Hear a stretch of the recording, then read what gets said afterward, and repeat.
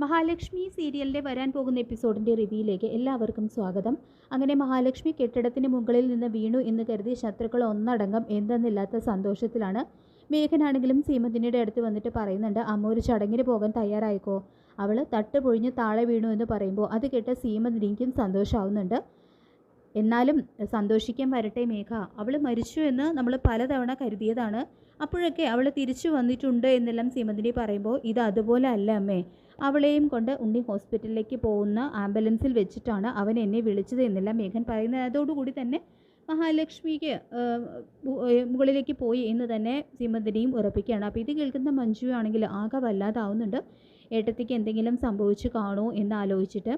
അങ്ങനെ അപ്പോൾ ഇതേ സമയം അവരുടെ അടുത്ത് വന്നിട്ട് മഞ്ജു പറയുന്നുണ്ട്, രണ്ടുപേരും അങ്ങനെ സന്തോഷിക്കാൻ വരട്ടെ. ഏട്ടത്തി മരിച്ചു എന്ന് കരുതിയിട്ട് ഒരു പോറൽ പോലും ഏൽക്കാതെ ഏട്ടത്തി തിരിച്ചു വന്നിട്ടുണ്ട് എന്നെല്ലാം മഞ്ജു പറയുമ്പോൾ, നീ പറഞ്ഞത് ശരിയാണ്, പക്ഷേ ഇനി അവൾ ആത്മാവായിട്ടായിരിക്കും തിരിച്ചു വരാൻ പോകുന്നത്. ഞാൻ ഏതായാലും ഹോസ്പിറ്റലിലേക്ക് പോകട്ടെ എന്ന് പറഞ്ഞുകൊണ്ട് മേഘൻ സന്തോഷത്തോടെ ഹോസ്പിറ്റലിലേക്ക് പോകുന്നുണ്ട്. ശേഷം മഞ്ജു വേഗം തന്നെ മഹാലക്ഷ്മിയെ വിളിക്കുന്നുണ്ട്. ഏട്ടത്തിക്ക് കുഴപ്പമൊന്നും ഇല്ലല്ലോ എന്ന് ചോദിക്കുമ്പോൾ, എനിക്ക് കുഴപ്പമുണ്ടാവുമെന്ന് ആരെങ്കിലും പറഞ്ഞു എന്ന് മഹി ചോദിക്കുമ്പോൾ, ഏട്ടത്തി ഓക്കെ ആണോ എന്ന് അറിയണമായിരുന്നു, അത്രയേ ഉള്ളൂ എന്ന് പറഞ്ഞുകൊണ്ട് മഞ്ജു വേഗം തന്നെ കോള് കട്ട് ചെയ്യാണ് കേട്ടോ ചെയ്യുന്നത്. പിന്നീട് സീമന്തിനിയോടായിട്ട് മഞ്ജു പറയുന്നുണ്ട്, നിങ്ങളുടെ മോൻ ബുദ്ധിയും ബോധമൊന്നും ലെവലേശം ഇല്ലെന്നും അയാളോടൊപ്പം മരിച്ചു മരവിച്ചാണ് ഞാൻ ജീവിക്കുന്നത്. ഏട്ടത്തിക്ക് എന്തെങ്കിലും സംഭവിച്ചിട്ടുണ്ടെങ്കിൽ അതിന് കാരണക്കാരായവരെ ഒന്നും കണ്ണേട്ടൻ വെറുതെ വിടില്ല എന്ന് പറയുമ്പോൾ, കണ്ണൻ്റെ സ്വത്തുക്കളൊക്കെ ഇവളിലൂടെ വേണം സ്വന്തമാക്കാൻ, അതുകൊണ്ട് ഇവളോട് തൽക്കാലം വഴക്കിന് പോകുന്നത് ബുദ്ധിയല്ല എന്ന് സ്വയം പറഞ്ഞുകൊണ്ട് സീമന്തിനി മഞ്ജുവിനോട് സ്നേഹത്തോടെ സംസാരിക്കാനൊക്കെ നോക്കുന്നുണ്ടെങ്കിലും നിങ്ങളുടെ മകൻ ഒട്ടും നല്ലവനല്ല എന്നും അയാളെക്കുറിച്ച് വ്യക്തമായിട്ട് ഞാനെല്ലാം മനസ്സിലാക്കി എന്നെല്ലാം മഞ്ജു പറയുമ്പോൾ, നിന്നെ വിവാഹം കഴിച്ചതിന് ശേഷം അവൻ നേർവഴിക്കാണ് നടക്കുന്നത് എന്ന് സീമന്തിനി പറയുന്നുണ്ടെങ്കിലും അയാളെക്കുറിച്ച് ഞാനിപ്പോൾ നിങ്ങളോടൊന്നും പറയുന്നില്ല, അറിയേണ്ട സമയത്ത് നിങ്ങളെല്ലാം അറിഞ്ഞോളൂ എന്ന് പറഞ്ഞുകൊണ്ട് ദേഷ്യത്തോടെ സീമന്തിനോട് പറഞ്ഞിട്ട് ദേഷ്യത്തോടെ അവിടെ നിന്ന് പോവുകയാണ് കേട്ടോ മഞ്ജു ചെയ്തത്. പിന്നീട് മേഘനും പ്രതാപനും കൂടി മഹാലക്ഷ്മിയുടെ ഡെഡ് ബോഡി കാണാനായിട്ട് ഹോസ്പിറ്റലിലേക്ക് പോവുകയാണ്. നമുക്ക് രണ്ടുപേർക്കും കഴിയാത്തത് ഉണ്ണിയും അച്ഛനും ചേർന്ന് നിഷ്പ്രയാസം സാധിച്ചു എന്ന് മേഘം പറയുമ്പോൾ, അവളുടെ ഡെഡ് ബോഡി കണ്ട് അവളെ സ്നേഹിക്കുന്നവരൊക്കെ കരയുമ്പോൾ എനിക്ക് അവരുടെയൊക്കെ മുഖത്ത് നോക്കി ചിരിക്കണം, അതെൻ്റെ ഒരു വാശിയാണ്. പ്രത്യേകിച്ച് അവളുടെ അമ്മ, അവൾ പ്രേതക്കളി കളിച്ചപ്പോൾ ചിരി അടക്കാൻ കഴിയാതെ നമ്മുടെയൊക്കെ മുന്നിൽ നിന്നവളാണ് അവൾ എന്നെല്ലാം പ്രതാപൻ പറയുന്നുണ്ട് കേട്ടോ മേഘനോട്. പിന്നീട് കാണിക്കുന്നത് അവരൊരുമിച്ച് ഹോസ്പിറ്റലിൽ എത്താണ്. കെട്ടിടത്തിൻ്റെ മുകളിൽ നിന്നും താഴെ വീണ സ്ഥിതിക്ക് അവൾ ഇന്നല്ലെങ്കിൽ നാളെ മരിക്കാനുള്ള സാധ്യത കൂടുതലാണ് അല്ലേ അങ്കിളേ, കാരണം അത്രയും വലിയൊരു കെട്ടിടത്തിന് മുകളിൽ നിന്നല്ലേ അവൾ വീണിരിക്കുന്നത് എന്നെല്ലാം മേഘം ചോദിക്കുമ്പോൾ, ഇനി അവൾ രക്ഷപ്പെട്ടാലും വെറും ജീവച്ഛവമായിട്ട് കിടക്കാനേ അവൾക്ക് പറ്റൂ. കണ്ണനെ പോലെ അവളും വീൽ ചെയറിൽ ഇരുന്ന് നിരങ്ങിയാൽ അത്രയും നല്ലത്. ഭാര്യയും ഭർത്താവും വീൽ ചെയറിൽ നല്ല രസമുണ്ടായിരിക്കും കാണാൻ. എന്തായാലും ദൈവം നമുക്ക് ഓരോരോ കാഴ്ചകൾ ഇങ്ങനെ ഒരുക്കി തരികയാണ് മേഘ എന്ന് പറഞ്ഞുകൊണ്ട് രണ്ടുപേരും കൂടി പൊട്ടിച്ചിരിക്കുകയാണ്. ഇതേ സമയം ഉണ്ണിയാണെങ്കിൽ തകർന്ന് തരിപ്പണമായിട്ട് ഇരിക്കുകയാണ് കേട്ടോ ഹോസ്പിറ്റലിൽ.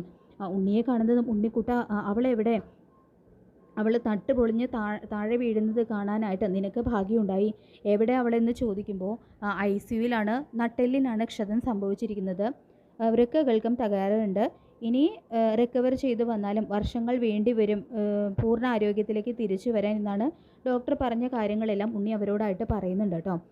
ഞങ്ങൾ എന്തായാലും അവളുടെ ആ കിടപ്പൊന്ന് കാണട്ടെ, എന്നിട്ട് വേണം കണ്ണനെ വിളിച്ച് വിവരം പറയാൻ. അവളെ കാണാൻ ധൈര്യമില്ലാത്തത് കൊണ്ടായിരിക്കും അവൻ വരാത്തത് എന്നെല്ലാം പ്രതാപൻ പറയുന്നുണ്ട് കേട്ടോ ഉണ്ണിയോട്. ഉണ്ണിയാണെങ്കിൽ ഇതെല്ലാം കേട്ടിട്ട് അവരോട് എന്ത് പറയണം എന്നറിയാതെ നിൽക്കുകയാണ്. ഞാനും മംഗളും ചെന്ന് ഇവിടുത്തെ വിവരം പറഞ്ഞ് അതെല്ലാം അറിയാൻ വേണ്ടി കാത്തിരിക്കുകയാണ് അമ്മയെന്ന് മേഘം പറയുമ്പോൾ, കരുണയും ഈ വാർത്ത കേട്ടപ്പോൾ അവളുടെ മനസ്സ് ഒന്ന് തണുത്തു. എന്തായാലും നിന്നെ സമ്മതിച്ചിരിക്കുന്നു ഉണ്ണി എന്ന് പറയുന്നുണ്ട് കേട്ടോ പ്രതാപൻ. അപ്പോൾ ഉണ്ണിയാണെങ്കിൽ വീണ്ടും അവരോട് ഒരു അക്ഷരം മിണ്ടുന്നില്ല. വാമനാണ് അപകടം സംഭവിച്ചിരിക്കുന്നത് എന്നുള്ള കാര്യങ്ങളൊന്നും ഉണ്ണി ആ സമയം പറയുന്നില്ല കേട്ടോ. ഞങ്ങൾ എന്തായാലും അവളെ ചെന്നത് കാണട്ടെ എന്ന് പറഞ്ഞുകൊണ്ട് പ്രതാപനും മേഘനും കൂടി സന്തോഷത്തോടെ ICUവിനകത്തേക്ക് കയറുകയാണ്. അപ്പോൾ വാമനെ അവിടെ ICUവിൽ കിടത്തിയിരിക്കുന്നത് കാണുന്നതും അവർ രണ്ടുപേരും ആകെ വല്ലാതാവുന്നുണ്ട് കേട്ടോ. തുടർന്ന് അവിടെ നിൽക്കുന്ന നഴ്സിനോടായിട്ട് കെട്ടിടത്തിൻ്റെ മുകളിൽ നിന്നും താഴെ വീണ ആളെ എവിടെയാണെന്ന് ചോദിക്കുമ്പോൾ, ആ ആളാണ് ഇവിടെ കിടത്തിയിരിക്കുന്നത്, നട്ടെല്ലിനൊക്കെ സാരമായിട്ടുള്ള ക്ഷതം ഏറ്റിട്ടുണ്ട്, ഇപ്പോൾ സർജറി കഴിഞ്ഞിട്ടുള്ളൂ എന്നെല്ലാം ആ നഴ്സ് രണ്ടുപേരോടും കാര്യങ്ങളൊക്കെ പറയുന്നുണ്ട്. അപ്പോൾ അത് കേട്ട് മേഘനും പ്രതാപനും ആണെങ്കിൽ ഞെട്ടിത്തെറിച്ച് ആ കാഴ്ച ഇങ്ങനെ നോക്കിക്കൊണ്ട് നിൽക്കുകയാണ് കേട്ടോ. അങ്ങനെ അവർ ICUവിൽ നിന്ന് പുറത്തു വന്നതിന് ശേഷം എന്താടോ ഉണ്ണി, എന്താ ഉണ്ടായതെന്ന് മേഘൻ ചോദിക്കുമ്പോൾ സൈറ്റിൽ നടന്ന കാര്യങ്ങളെല്ലാം ഉണ്ണി അവരോട് പറയുന്നുണ്ട്. ആ തട്ടിൽ ചവിട്ടിയതും മഹാലക്ഷ്മിക്കും ബാലചന്ദ്രനും യാതൊരു പോറൽ പോലും ഏറ്റിട്ടില്ല എന്നും വാമൻ അതിന് ശേഷം ആ തട്ടിൽ ചവിട്ടിയതോടെ താഴേക്ക് വീണ കാര്യങ്ങളെല്ലാം ഉണ്ണി അവരോട് പറഞ്ഞു കൊടുക്കുന്നുണ്ട്. വാമേട്ടൻ്റെ ആ കിടപ്പ് കണ്ടിട്ട് സഹിക്കാൻ പറ്റുന്നില്ല എന്ന് പ്രതാപം പറയുമ്പോൾ അവളെ കൊല്ലാൻ നോക്കിയിട്ട് ഇത്ര കനത്തിലൊരു തിരിച്ചടി കിട്ടുന്നത് ആദ്യമായിട്ടാണെന്ന് പറഞ്ഞുകൊണ്ട് മേഘനും ശരിക്കും വല്ലാതാവുന്നുണ്ട്. അമ്മാവന് ഉടനെയൊന്നും ആരോഗ്യം വീണ്ടെടുക്കാൻ കഴിയില്ല എന്ന് ഉണ്ണി പറയുമ്പോൾ തകർന്നു പോകുന്നുണ്ട് കേട്ടോ മേഘൻ. പിന്നീട് കാണിക്കുന്നത് കണ്ണനും മഹാലക്ഷ്മിയും കമലേശ്വരത്ത് തിരികെ എത്തുകയാണ്. അപ്പോൾ ദുർഗയും കരുണയും കൂടിയിട്ട് മഹാലക്ഷ്മി എന്തായാലും കെട്ടിടത്തിൽ നിന്നും താഴെ വീണു. ഇനി അവൾ ഒരിക്കലും തിരിച്ചു വരാൻ പോകുന്നില്ല, അഥവാ രക്ഷപ്പെട്ടാൽ തന്നെ മരിച്ചതിന് തുല്യമായിരിക്കും അവളുടെ ജീവിതം എന്നെല്ലാം ഉള്ള കണക്കുകൂട്ടലിൽ സന്തോഷത്തോടെ ഇരിക്കുകയാണ്. ഇതേ സമയം അവരെ രണ്ടുപേരെയും ഞെട്ടിച്ചുകൊണ്ട് കണ്ണനും മഹാലക്ഷ്മിയും കടന്നു വരുന്നുണ്ട് കേട്ടോ. തുടർന്ന് കരുണമോളെ, നമ്മൾ ഈ കാണുന്നത് സ്വപ്നമാണോ അതോ സത്യമാണോ എന്ന് ദുർഗ ചോദിക്കുമ്പോൾ അതാ അമ്മേ എനിക്ക് മനസ്സിലാകാത്തത് എന്ന് കരുണയും പറയുന്നുണ്ട്. അങ്ങനെ അവരുടെ അന്തം വിട്ടുള്ള നിൽപ്പ് കാണുമ്പോൾ ഇയാൾ കെട്ടിടത്തിൻ്റെ മുകളിൽ നിന്ന് വീണു എന്ന് കരുതിയുള്ള സന്തോഷത്തിലായിരിക്കുമല്ലേ അമ്മായിയമ്മയും മരുമോളും എന്ന് കണ്ണനും. എന്നാ കേട്ടോ, തട്ട് പൊളിഞ്ഞ് താഴെ വീണത് ആരാണെന്ന് അറിയണ്ടേ എന്ന് മഹി ചോദിക്കുന്നുണ്ട് കേട്ടോ. അപ്പോൾ അത് ആരാണെന്ന് ദുർഗ ചോദിക്കുമ്പോൾ അമ്മയുടെ സ്വന്തം ആങ്ങള വാമദേവൻ എന്ന് മഹി വെട്ടിത്തുറന്ന് പറയുന്നത് കേട്ട് ഞെട്ടുന്നുണ്ട് കേട്ടോ ദുർഗയും കരുണയും. കണ്ണനും മഹാലക്ഷ്മിയാണെങ്കിൽ അവരുടെ ആ സ്തബ്ധമായിട്ടുള്ള ആ നിൽപ്പ് കണ്ട് ചിരിക്കുകയും ചെയ്യുന്നുണ്ട്.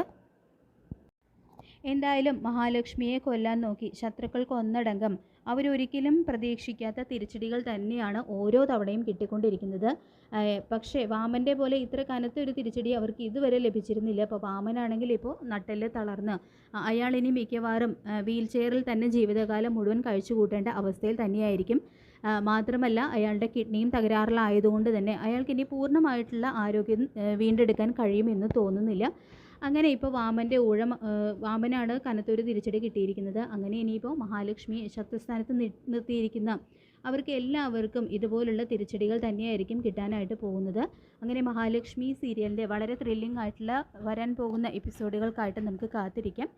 ഈ റിവ്യൂ ഇഷ്ടപ്പെട്ടെങ്കിൽ ലൈക്ക് ചെയ്യുക, ചാനൽ കൂടി ഒന്ന് സബ്സ്ക്രൈബ് ചെയ്ത് സപ്പോർട്ട് ചെയ്യുക. താങ്ക്